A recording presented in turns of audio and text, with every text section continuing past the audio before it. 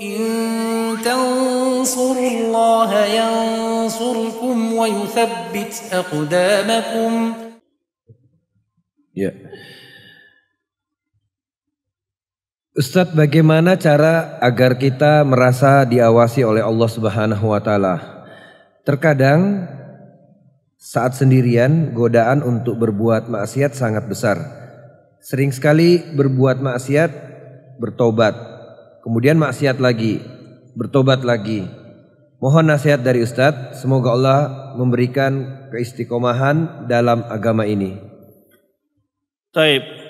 Pertama, kita harus banyak meningkatkan keimanan kita kepada Allah SWT. Terutama menguasai tentang mengimani sifat-sifat Allah. Di antaranya Allah Sami'un, Maha mendengar, Allah Basirun, Maha melihat, Raqibun, Maha mengawasi, ya. Allah Qaribun, Allah dekat dengan penglihatan dan pengawasan dengan kita. Nah, ini ya itu yang harus kita tingkatkan.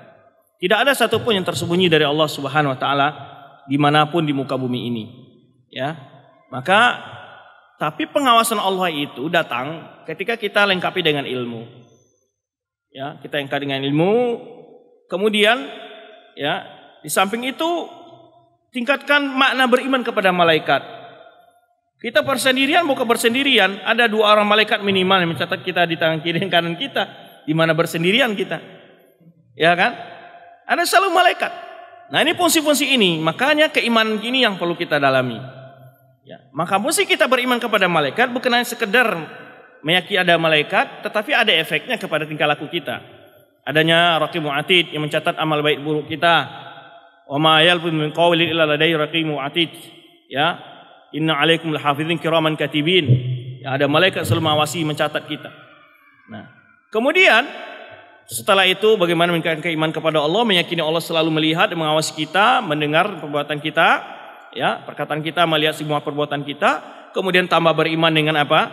Meningkatkan keimanan kita pada malaikat yang selalu mencatat gerak-gerik kita dan semua perbuatan kita, baik yang baik maupun yang buruk, ya. Kemudian adalah tentang itu tentang besarnya akibat sebuah dosa. Memahami besarnya akibat sebuah dosa. Bahwa yang rugi itu adalah kita sendiri. Kerugian dalam berbuat dosa itu bukan hanya pada materi, ya, tetapi kadang-kadang pada fisik dan pikiran kita dan jiwa kita. Karena orang yang berbuat dosa jiwanya sangat mudah tergoncang. Ya. Kenapa orang-orang yang berbanyak bermaksiat dia sering hipertensi? Kenapa dia sering jantungan? Ya. Antum sekarang ini umpamanya, ketika antum mencuri, ya, mencuri sesuatu, itu antum pasti apa? Apa yang ada perasaan antum saat itu? Khawatir akan diketahui oleh orang. Saat membelanjakan barang itu, saat memakai barang itu, selalu antum dihantui oleh, ya, mengawasi orang yang banyak gitu ya. Antum mengawasi kan gerak-gerik orang semacam. Jangan sampai orang khawatir mengetahui. Dan itulah modelnya orang tadi, khawatir itu. Kan nggak tenang, tidurnya nggak tenang, ya, apalagi yang korupsi miliaran pasti. Maka jantungnya itu apa? Tidak normal memang. Setiap orang bermaksiat, jantungnya nggak normal, pasti apa? Beda itu tekanan jantungnya. Itu kalau kita bicara kesehatan, ya. Padahal dosa bukan hanya seperti situ, tapi efek dari dosa itu, Ibnu Qayyim dalam kitabnya Ajaul Kafi Mansal Anda Asyafi itu menerangkan efek dosa itu. Berefek dosa itu bisa kepada fisik manusia.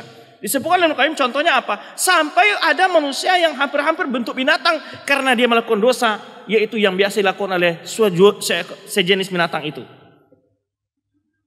Makanya kenapa orang Yahudi itu ada yang dirubah oleh Allah menjadi babi dan kera? Kenapa?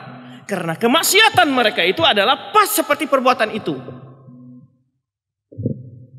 Makanya Ibnu Qayyim dalam kitab Jawabul Kafi itu sudah ada terjemahan, antum baca di sana. Sering baca kitab itu Ibnu Qayyim menyebutkan efeknya. Bukan efeknya kepada dirinya, bahkan kepada alam sekalipun. Antum tahu nggak? Tempat yang diazab oleh Allah Subhanahu wa taala itu airnya aja nggak boleh diminum. Makanya ketika Rasulullah SAW lewat di Diyar Samud, ya, waktu perang Tabuk, itu sahabat nggak mengaduk tepung mereka dengan air yang di Diyar Samud itu, yang diazab kaumnya itu. Disuruh buang oleh Rasulullah SAW.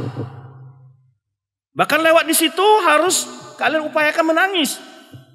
Bayangkan, di su'mul dzunub wal atham, yaitu apa istilahnya itu ya? Su'mu itu apa bahasa kitanya itu? Ya keburukan lah gitu ya. Efek buruknya itu ke semua. Berbagai arah kena. Maka alam pun rusak. Alam pun rusak. Ya, dengan dosa itu rusak. Antum lihat bagaimana itu laut mati. Bayangkan sama antum.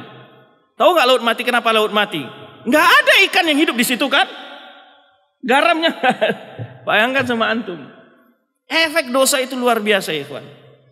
Ya. Maka efek dosa itu jangan dianggap enteng oleh antum. Efeknya luar biasa. Ya, maka dari itu kita mohon kepada Allah, selalu bertobat kepada Allah, apapun dosa terulang selalu aja bertobat kepada Allah Subhanahu wa taala. Ya, wallahu a'lam bishawab.